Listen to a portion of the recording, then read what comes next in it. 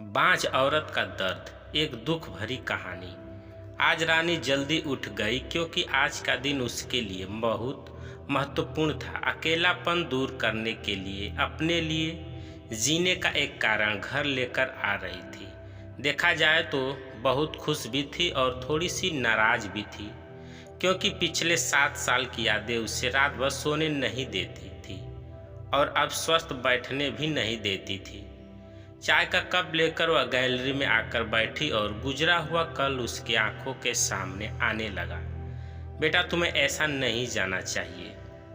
शादी होने के बाद उसे अंत तक निभाना आना चाहिए। ऐसा ही समझो कि तुम्हारा नसीब ही खराब है। कोई क्या करेगा।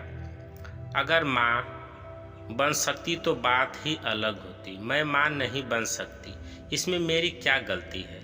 यह सब मेरे हाथों में है क्या? माँ नहीं बन सकती मतलब मैं इंसान नहीं हूँ क्या? मेरी कोई फीलिंग्स नहीं है क्या? मिनट मिनट में मेरा अपमान करने वाले, मेरा जीना मुश्किल करने वाले लोगों के साथ में जिंदगी कैसे निभाऊं? वह जो कहेंगे वह सुनना। रानी और माँ की यह सब बातें चालू थी तब पापा आए। ये देखो बेटा, मैं तो एक कपड़े की दुकान पर काम करता हूँ। अभी उम्र हो गई है तो कोई काम भी नहीं देता है। और तुम्हारा भाई हर्षल तो परदेश में अपने गृहस्थी में मगन हो गया है। तुम कहती हो तो मैं तुम्हारे ससुराल वालों से बोलता हूँ, पर तुम अपने ससुराल वापस चली जाओ, ऐसा मुझे लगता है। नहीं पापा, कुछ भी हो जाए मैं उस घर में वापस नहीं जाऊंगी। वहाँ पर मुझे घुटन सी होती है। वहाँ मिलने वाला अपमान, बेइज्जती से मैं थक चुकी हूँ। शादी के पहले मैं मेरे पैरों पर खड़ा रहना चाहती थी, पर मेरा ग्रेजुएशन होते ही आपने मेरी शादी करवा दी। तभी मैंने आपके दबाव में आकर शादी की, पर अभी जब मुझे आपके सहारे की ज़रूरत है तो आप पीछे हट रहे हो। शादी के बाद लड़की ससुराल में ही शोभा बढ़ाती है। मायके में 4 दिन ही रहना अच्छा लगता है रानी। लोग क्या बोलेंगे? शादी मतलब कोई खेल नहीं है बेटा। पापा गुस्से में ही बोल रहे थे। उस घर वापस जाना अब मुमकिन नहीं है पापा। मैं आने के पहले से ही डिवोर्स पेपर पर सिग्नेचर करके आई थी, क्योंकि उन लोगों को सिर्फ मुझसे बच्चा चाहिए था जो मैं उन्हें नहीं दे सकती। अरे इतना बड़ा निर्णय लेने से पहले हमें एक बार पूछना तो चाहिए था ना। जन्मदाता हैं हम तुम्हारे। पापा, शादी होने के बाद मैं आपको बताती थी और माँ को भी कि कैसे छल होता है मेरे साथ वहाँ पर। 2 साल में कभी मुझे मेरे मन मुताबिक रहने नहीं दिया। जब मेरी रिपोर्ट आई और समझा कि मैं कभी माँ नहीं बन सकती, तो वैसे ही इन लोगों ने मुझे अपने असली रंग चालू कर दिए।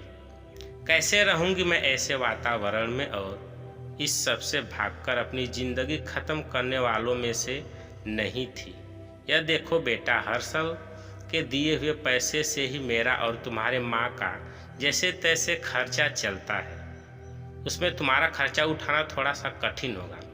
डिवोर्स पेपर पर सही साइन करने से पहले इन सब का विचार मैंने किया था। मेरे पास के सोने के गहने लेकर मैं आई हूँ और एजुकेशन लोन निकालकर मैं 6 महीने का एक कोर्स करने वाली हूँ, जिसकी आज मार्केट में बहुत ज़रूरत है।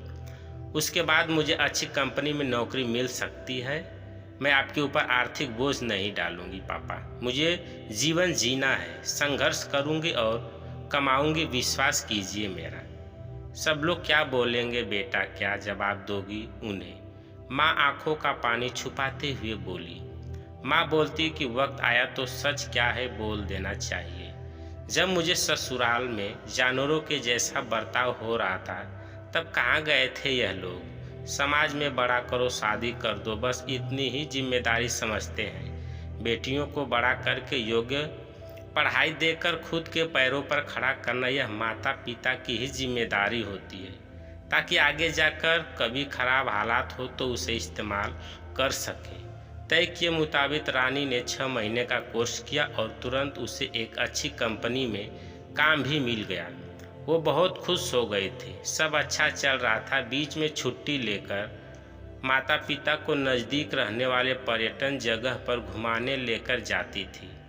माता पिता बीच में ही दूसरी शादी की बात छेड़ देते थे। कई बार तो लड़कों को देखने के लिए भी बुलाया करते थे। एक लड़का तो डिवोर्स हुआ था तभी उसे स्वीकारने के लिए तैयार था, पर पहली शादी ने ही इतने दुख दिए थे कि दूसरी शादी के लिए उसका मन तैयार नहीं था।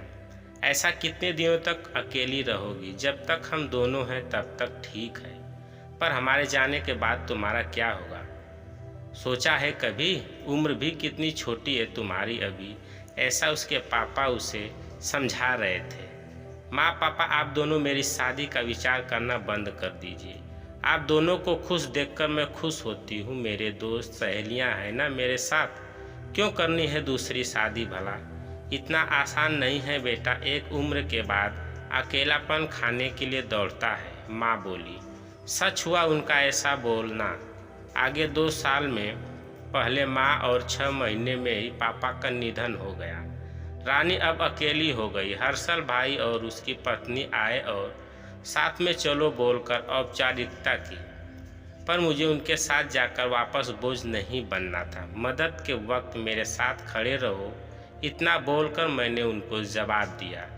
ऑफिस का काम और बहुत सारे दोस्त, सभी लोगों की शादी हो गई थी और वह अपने अपने गृहस्थी में मगन हो गए थे।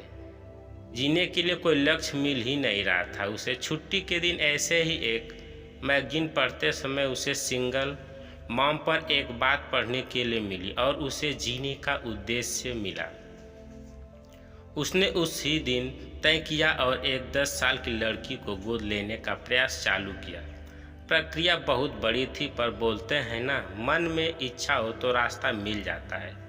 वैसे वह प्रक्रिया पूरी हो गई और आज वही दिन था कि वह उस लड़की को लेने के लिए अनाथ आश्रम जाने वाली थी। उस लड़की को घर लाकर वह मां नहीं बन सकती। इस सोच पर और उस पर होने वाले सभी आरोपों को मिटा देना चाहती थी। तभी उसने निश्चय किया कि लड़की को बहुत पढ़ाऊंगी, खुद के पैरों पर खड़ा करूंगी और फिर उसकी शादी करवाऊंगी। दोस्तों, कहानी कैसी लगी कमेंट कर अवश्य बताइएगा। अगर चैनल पर आप नए हैं तो चैनल को सब्सक्राइब करें। वीडियो को पूरा देखने के लिए धन्यवाद।